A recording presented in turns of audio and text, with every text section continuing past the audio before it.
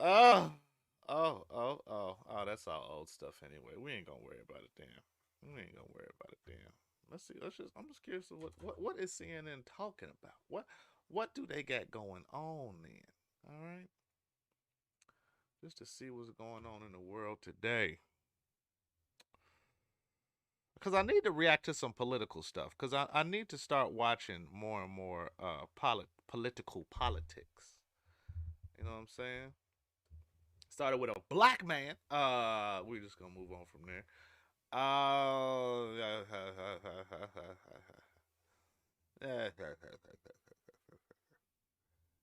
on paid family leave. Um, Depends what you call a family. I don't think a man and a woman necessarily a family. I don't think a man, woman, and child necessarily are family. Okay? Let's get that straight right now. Paid family leave means you have to establish the meaning of a family. Okay? And you ain't a family unless you got a dog. Let's just say what it is. Okay? You got to get the dog license. All right? You got to get the marriage license. Why don't you fuse those two together? Bam. Paid family leave. That's the easy way for Buttigieg to talk about these issues. Is just to say, hey, if you ain't got a dog, you don't qualify. How you gonna get the whole dog community behind you? Okay, that transcends race. Okay, that's all I'm saying. Every dog owner should get 3 days off a week, paid. You gotta walk him, pick up his poop. Do you know how difficult it is? Let me just play. To pick up dog poop. Let me just finish the video. Democrats in Washington tussle over their priorities and their strategy to pass President Biden's agenda, millions of Americans around the country are focused on empty shelves and sticker shock and wondering what the administration can do to fix it. Yes. Joining me now is Transportation Secretary Pete Buttigieg. Thank you so much for joining me. I tune out a lot. I had no idea this man was transportation secretary. This morning, sir, we're going to get to. He was just running for president like I guess a year ago. Gotta watch politics more, man. This is why I'm watching these videos. To those supply problems in a minute. But first, President Biden really raised the stakes this week when he went to Capitol Hill. He urged Congress to pass his agenda. He explicitly said the fate of his presidency hangs in the balance, and yet Democrats couldn't deliver. So why wasn't he able to close the deal with his own? Because Democrats don't care about a laundry list of issues. They just pretend that they do. But we'll get right back to it, man. I'm a Democrat myself. And let me just say, I could not care less about what's going on right now. I hope everybody gets their rights. I hope things get voted on. I vote every year. You know what I'm saying? I'm down to put my name on that piece of paper and to vote and influence the way the world works. But I don't watch or pay attention to anything that's going on in the news. So, you asked me about them Pokemons, though? Season 1 Pokemon, not the current season. But let me get back to the video. I don't even, because I remember Mewtwo was about the farthest I went. I think he was 150. Oh, he was 150, and Mew was 149 or something like that. Party. Well, look, we're the closest that we've ever been, and the president is confident that this framework that we're putting forward can pass the House and Senate and get to his desk for signature. The reason you hear this sense of urgency on his part is not just politics, it's that the country needs this. World leaders are gathering in Glasgow right now looking at this chance that we have, and it's barely within our grasp now. To be able to beat the worst effects of climate change, that means immediate action, and that's part of what's in this package. But also, families are ready for this. He's a fast talker. Support that has been lacking for a long time in this country. To finally have preschool for every 3- and 4-year-old kid in this country. To extend that tax credit, which means hundreds or thousands of dollars in the pockets of 9 out of 10 families with kids in this country. The urgency of that inhale is getting on my nerves. Give my man a freaking breath of blah, blah, blah, blah. Let's finish the video. Making sure that we make it easier to have a loved one who needs home care by cutting those wait lists. And we're talking about things that are going to make a real, concrete, and urgently needed impact in American lives, not to mention, of course, all those transportation infrastructure. I feel like she's trying to get her Joe Rogan moment. I don't know why, but let's keep going. Structure opportunities that I've been talking about all year that we have a chance to deliver right now. So you talked about a lot of lot of big changes that are currently still in this framework compromise. There is something that isn't. And Oh, she dropped the bomb on his ass. I don't know why I'm getting so hyped right now. Let's watch it. that is paid family leave. You returned from paternity leave after welcoming your newborn twins, Penelope and Joseph. Shouts out to the babies. And I want our viewers to hear what you said on this show just 2 weeks ago about the importance of paid family leave. Let's hear it then. I campaigned on that, so did the president. The Build Back Better agenda includes provisions for paid family leave. It is long past time to make it possible for every American mother and father to take care of their children when a new child arrives in the family. Big facts.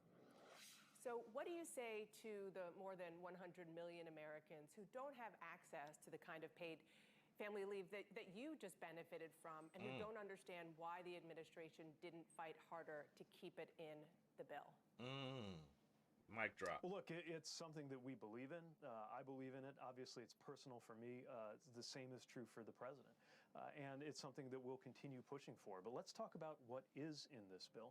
Child care credit, the support, financial support for millions of American families to be able All right, Dragon, you be safe, fam. I appreciate you, bro. to get child care, in addition to free preschool for 3 and 4-year-olds, in addition to that child tax credit that, again, sir, is all of that is concretely meaning all of that is hundreds of important, dollars a and I'm month. not taking it away from you. But when you say you're going to continue to keep fighting, how are you going to do that realistically when we're entering an election year, and this was the vehicle on which the Democrats really felt was the most important, maybe the last chance to do it in the near future? Well, I'll tell you how we're going to do it. We're going to do it from a position of strength, because when we pass this bill, that hurts. As a Democrat, that hurt to hear. We're gonna do it from. I don't know, that hurt my heart to hear him say those words. Oh, let's see how he cleans it up. But oh my God, that just sounded like BS. I didn't even hear. I just heard as he kept talking. But let's go. we will have delivered the most important pro-family legislation of Do y'all hear the fart noises, or is it just me? my lifetime, the biggest expansion in healthcare since the ACA itself, the most we've done on climate change ever, and concrete improvements, literally, in roads, bridges, ports, airports, and so much more. When you have a successful policy, when you deliver major, positive, transformational change in the lives of Americans, you are rewarded with more running room to do more great things. I firmly believe that idea that good policy. So he's banking is that good everybody gonna politics, win. and this We're gonna framework come back is to a good policy. Dem majority. You know why it was dropped. It's because Senator Joe Manchin simply does not think that money should be spent on this in the way that was proposed. What do you say to him? Well, look, again, I'm a big believer in this policy, and I think it's the right thing to do. I'm also a huge believer in the things that are in this bill in front of us right now. This is not half a loaf. This is a feast of good policies, some of which my party has been talking about, or even politicians on both sides of the aisle have been talking about for literally as long as I have been alive. And the chance to deliver it is now within our grasp. It is an extraordinary package that is going to make concrete improvements in the lives of every American, and I can't wait to see it done. Obviously, you know, when you put together something this big and this complex, nobody gets everything that they want. The president has been clear about that. I don't think anybody crafting their perfect package in their mind would see it reflected here, because this reflects the input of so many different people, including bipartisan work on the infrastructure side and a very ideologically diverse big tent party on the family side. By the way, on the family stuff, I have to say, I don't want to let Republicans off the hook. I think at least some of them should be able to vote for those tax cuts for middle-class families. I think at least some Republicans should be willing to vote for 3 and 4-year-olds to get preschool in this country. I think at least some Republicans should be prepared to vote for Americans to get up to a $12,500 discount on electric vehicles so that we can create American jobs and beat climate change. Everybody should be part of the solution. Well, the Trump administration did pass 12 weeks of family leave for federal employees. But I want to move on, because you mentioned infrastructure. I want to talk about the supply chain crisis. 2 weeks after the Biden administration announced that Key ports would move to 24/7 operations. Supply chain backlogs are still really not getting overrun. much better. Yep. There are persistent truck driver shortages. Warehouses are overflowing. An estimated 20. To be fair, there were truck driver shortages before the pandemic hit, though. Like there's been truck driver shortages for at least the past 5 years. $4 billion worth of goods are stuck waiting to go through U.S. ports. So how are these going to be fixed? And do you expect these persistent delays My money's on Elon. He'll fix it. to continue through the holidays? Them electric trucks, they'll fix it. Well, we are going to continue to see challenges. The steps that we're taking are making a difference. But think about all of the things that have to happen to get a product to a shelf on time. Fundamentally, it's up to the producers, the shippers, and the retailers, and we're doing everything we can to help them I'm watching. I move just those have goods my across brim low. infrastructure that's often outdated. Look, we've got demand that's off the charts. The Retail Federation is predicting an all-time record high in terms of sales. We've got supply, which is in some cases actually up, but not up enough to keep up with that demand. And then the biggest thing of all, of course, you have the pandemic. The pandemic is poking holes in supply no matter how good any company or any administration is. We're going to keep working on things like the port issues, smoothing out anything else that is within our control. But the only way we can really put these disruptions behind us is to put the pandemic in the rearview mirror, which is why the president has been leading decisively to do just that. I want to ask before I let you go about a flight attendant for American Airlines who was hospitalized this week with a broken bone, several of them in her face, after a passenger assaulted her mid-flight. People are absolutely crazy. That is disgusting. So far this year, the FAA is investigating more than 900 incidents of violent or unruly passengers. People and that's up are from crazy. 152 years ago. So should there be a federal no-fly list for people who behave like this on U.S. flights? I think that should be on the table. Look, it is completely unacceptable to mistreat, abuse, or even disrespect flight crews. These flight attendants have been on the front lines of the pandemic from day one. And they're up there. Same with medical as the people, announcement bro. always says, for your safety. There is absolutely no excuse for this kind of treatment of flight crews in the air or any of the essential work. Attack the politicians, okay? Don't attack the people who are out here every day on the like field level. You know what I'm saying? Like you people, the nurses and the doctors and the transportation people that are just doing their job, the restaurant people. Like, yo, this is what the mandate is, bro. People that work in grocery stores, like this is what it is, bro. Just put on the mask, bro. And then people want to flip out. That's how they sound when they flip out in the store. It's always for some other reason. So for some reason, Don't tell me what to do. I'm an American.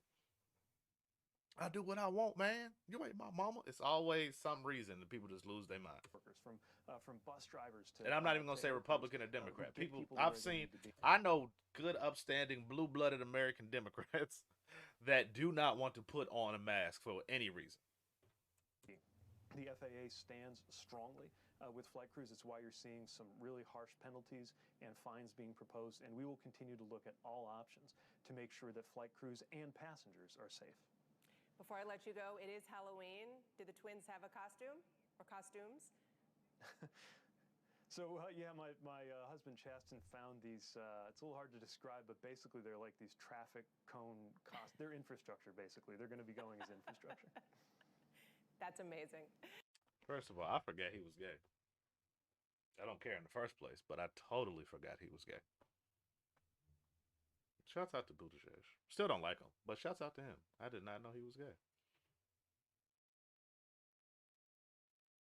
Is it weird that I respect him a little more because he's gay? Maybe that's why I should dislike him a little more. You know what I'm saying? I don't know. Shouts out to him.